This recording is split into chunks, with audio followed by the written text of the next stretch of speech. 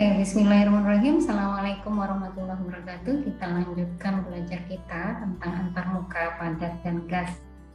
Baiklah, kita akan pelajari beberapa hal dalam subbab ini, yaitu adalah tentang adsorpsi, bagaimana histeresis, kemudian adsorpsi gas pada permukaan padatan, kemudian isoterm adsorpsi.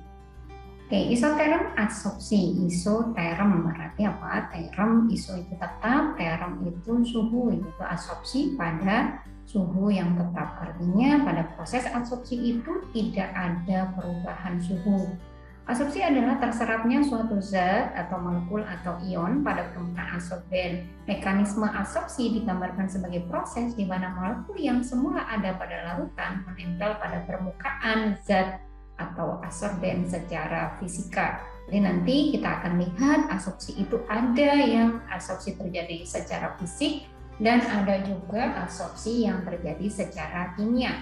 Suatu molekul dapat teradsorpsi jika gaya adesi antar molekul adsorban dengan molekul adsorben lebih besar dibandingkan dengan gaya kohesi pada masing-masing molekul ini. Bisa dipahami ya, gaya kohesi adalah gaya tarik-menarik antar molekul yang sejenis ya.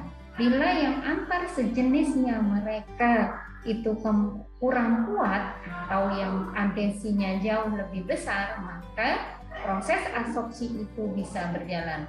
Proses adsorpsi biasanya dilakukan untuk mengurangi senyawa organik yang terdapat dalam limbah cair. Ini contoh saja ya, sehingga limbah cair dapat dimurnikan. Jadi permasalahan utama industri-industri itu adalah dihasilkannya limbah cair, dan kemudian salah satu cara untuk mengolah limbah cair itu adalah dengan proses adsorpsi.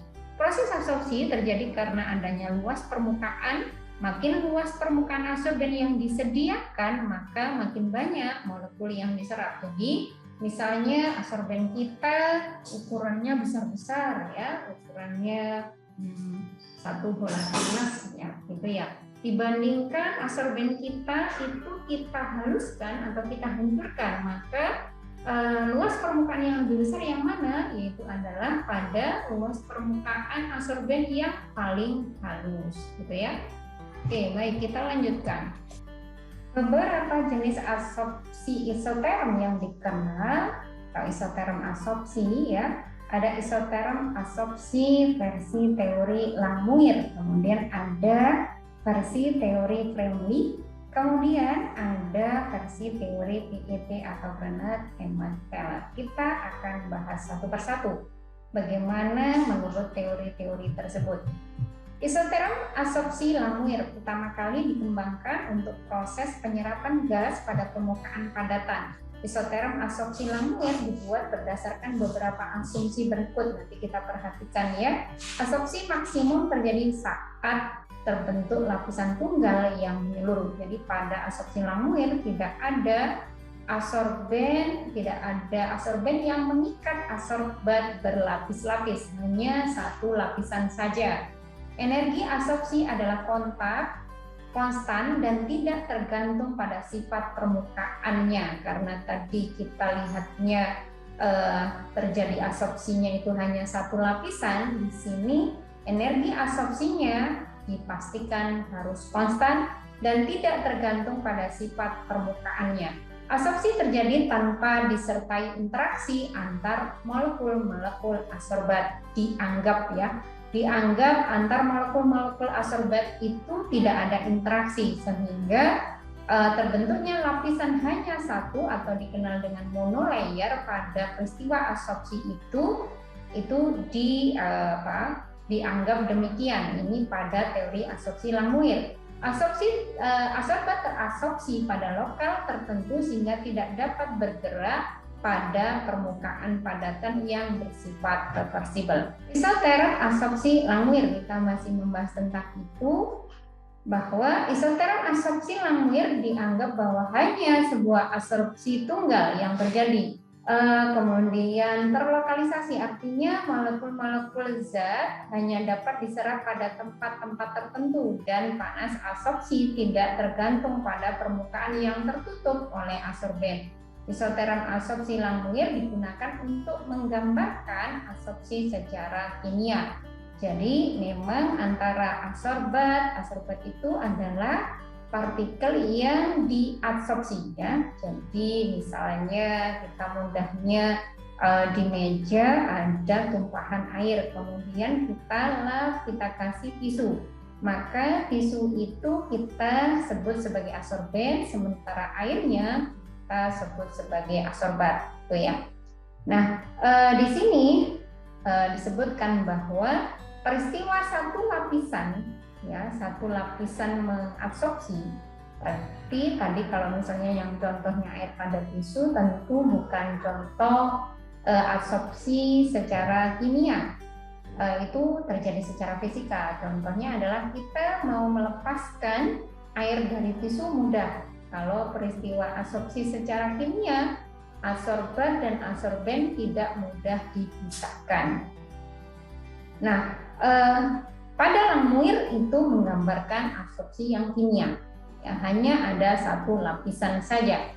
Langmuir mengemukakan hipotesa mengenai absorpsi pada gas, yaitu tumbukan antara adsorbat dan adsorben bersifat kenyal, tidak ada pertukaran energi. Ya, laju absorpsi sama dengan laju desorpsi.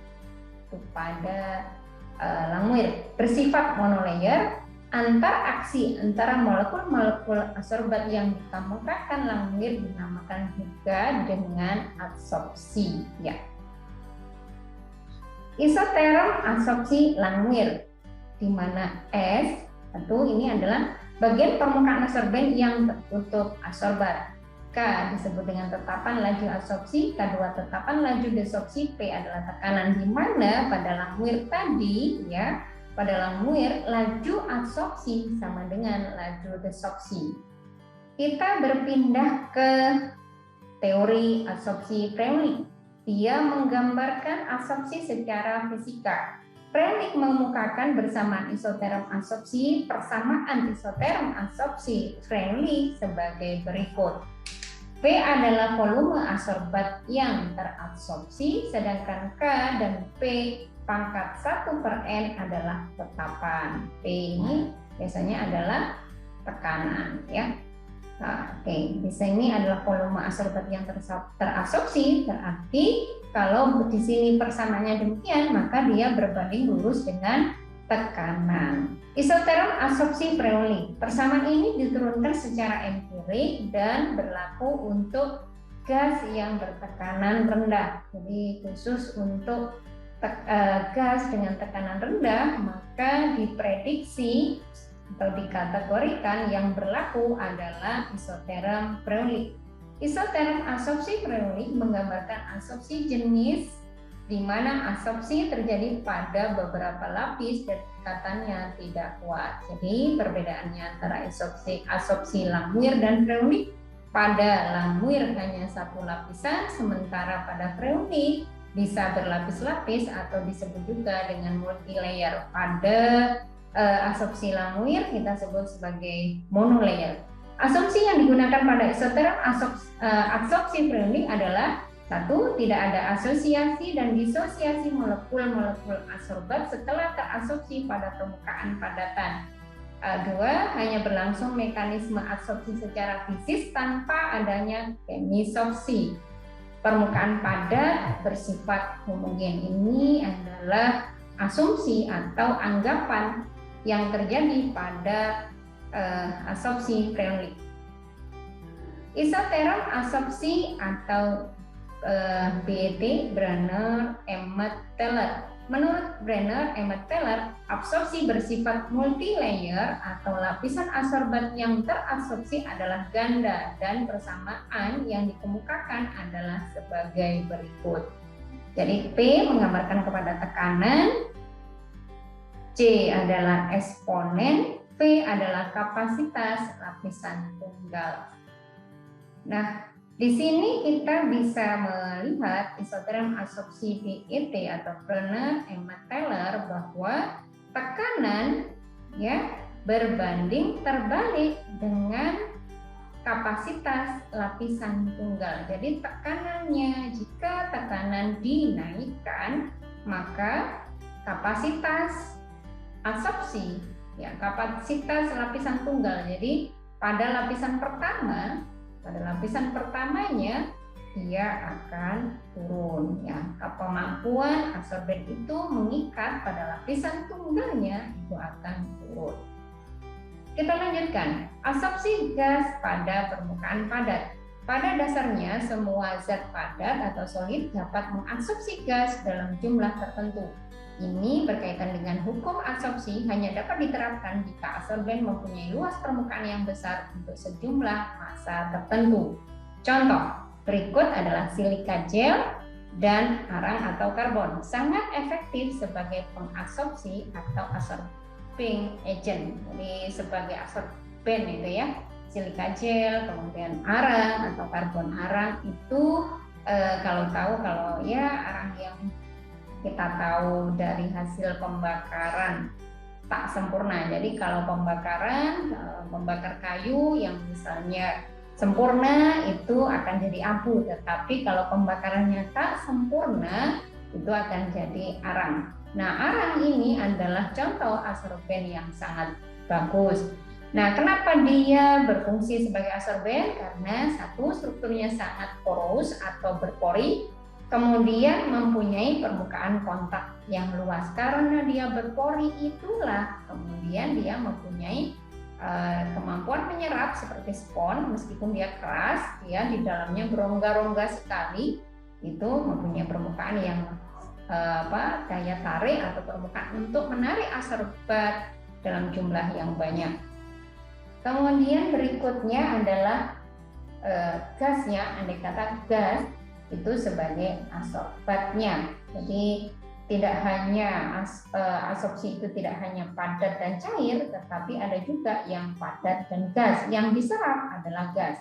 Jumlah absorpsi dapat ditingkatkan dengan mengaktifkan absorben melalui beberapa cara. Contohnya arang kayu bila dipanaskan, ya. Jadi untuk meningkatkan kemampuan absorpsi, misalnya di sini adalah arang kayu dipanaskan. Ini istilahnya adalah mengaktifkan atau mengaktifasi karbon. Sehingga kalau misalnya arang itu dianggap sebagai karbon, kemudian jika dipanaskan atau kemudian dilakukan modifikasi kimia di dalamnya, bisa meningkatkan kemampuan absorpsinya sehingga disebut sebagai arang aktif. Jadi arang kayu bisa dipanaskan di 350 derajat hingga 1000 derajat Celcius. 1 gram arang mengabsorpsi kloroform 0,011 gram. Ya, ini sehingga yang terabsorb itu adalah 1,48 gram. Aktivasi yaitu berfungsi membuka ruang atau pori antar molekul untuk terjadinya absorpsi yang lebih besar. Jumlah gas yang terabsorpsi tergantung pada sifat absorben, luas permukaan absorben, sifat absorbat atau suhu kritis gasnya, suhu dan tekanan. Faktor yang dapat mempengaruhi absorpsi antara lain yaitu adalah 1 temperatur, 2 tekanan gas, dan 3 luas permukaan efektif absorben. Kapasitas absorpsi berbanding lurus dengan luas permukaan absorben, maka absorbat mungkin banyak terabsorpsi, gitu ya. Jadi kemampuannya bergantung dengan luas permukaannya. Makin tinggi luas permukaannya, maka yang diabsorpsi akan semakin besar. Luas permukaan bisa macam-macam cara menempuhnya, misalnya tadi dengan cara aktivasi ada, kemudian ada dengan menghaluskan ukuran absorben. Maka ini akan meningkatkan kapasitas absorpsi. Kita lihat di sini, yang sebelah kiri adalah kurva isoteron absorpsi amonia pada karbon, sementara yang kanan kurva isobar absorpsi amonia pada karbon. Di sini kita lihat bahwa jika tekanan dinaikkan pada isoteron absorpsi amonia pada karbon, jadi ini sama-sama pada karbon, tetapi pada sebelah kiri isoteron absorpsi amonia, yang kanan adalah isobar. Jadi satunya tetap pada isoterm atau yang tetap adalah suhunya, pada yang kanan yang tetap adalah tekanannya. Pada suhu tetap ya. Kalau suhu tetap maka yang diubah adalah kita lihat di sini adalah tekanannya. Ketika tekanan dinaikkan ya. Ketika tekanannya dinaikkan, maka volume yang diabsorpsi, karena dinaikkan, maka volume yang diabsorpsi kita lihat pada saat tekanannya 0 atau tekanannya rendah, volume yang diabsorpsi kecil. Kemudian kalau tekanannya kita naikkan, tekanannya kita perbesar, maka di sini adalah tekanannya kita perbesar, kita lihat volume yang diabsorpsi makin meningkat. Kemudian berikutnya adalah isobar. Isobar itu artinya pada iso itu tetap, bar itu tekanan ya. Jadi pada tekanan tetap. Pada tekanan tetap yang diubah apanya? Kalau di sini di gambar ini yang kita lihat adalah yang diubah adalah suhunya ya. Jadi di sini kita lihat antara pada suhu 300 Kelvin, ini Kelvin, pada 300 suhu 300 Kelvin dan 400 Kelvin. Maka ketika suhunya ini dinaikkan, maka absorpsinya, volume absorpsinya akan meningkat. Berikutnya adalah di sini absorpsi gas oleh zat padat selalu disertai dengan pelepasan panas atau panas kalor atau absorpsi panas kalor, absorpsi heat of absorption. Jika suhu dinaikkan, jumlah gas yang terabsorpsi akan menurun. Ini akan sama dengan grafik kita sebelumnya, bahwa jika suhu dinaikkan, maka volume gas yang terabsorpsi akan turun. Nah, kita lihat di sini ya. Oke.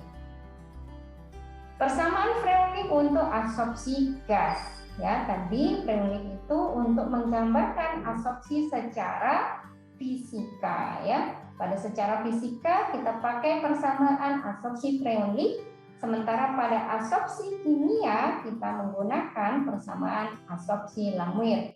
Di sini digambarkan bahwa jumlah absorban ya, atau volume gas yang terabsorpsi per massa absorben.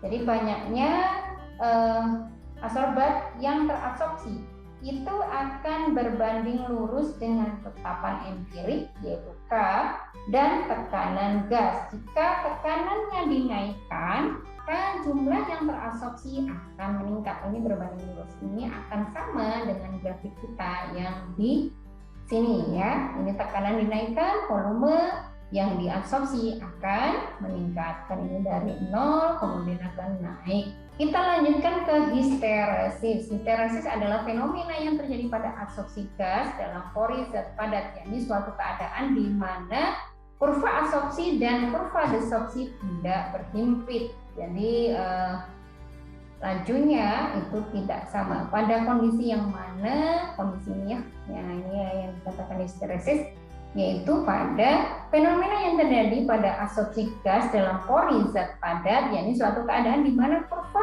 absorpsi dan kurva desorpsi tidak berhimpit atau tidak sama.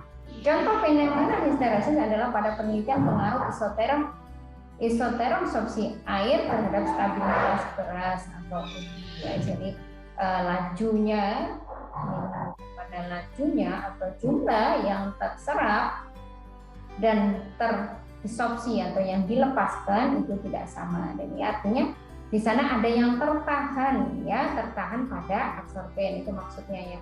Jadi ketika sudah diserap kemudian dia tidak mudah untuk dilepas kembali. Nah, ini misalnya kita tahu misalnya pewarna batik, pewarna kain, kemudian diterapkan pada kain, artinya di sana adalah kainnya sebagai absorben, tintanya atau yang tadi itu sebagai absorbat. Nah, ini ketika awal di desorpsi tentu bisa ya, atau kita lihatnya fakta luntur itu ya.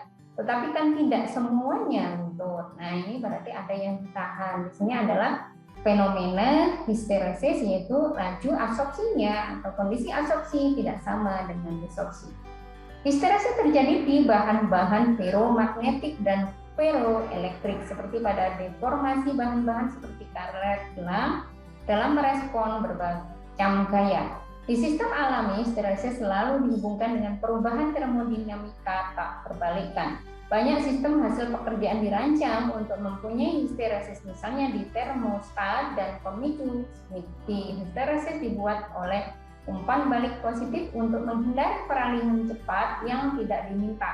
Histeresis telah diidentifikasi di bermacam babak, termasuk ekonomi dan biologi. Artinya di bidang-bidang lainnya histeresis juga dilakukan. Kita nantinya akan lanjut di latihan soal.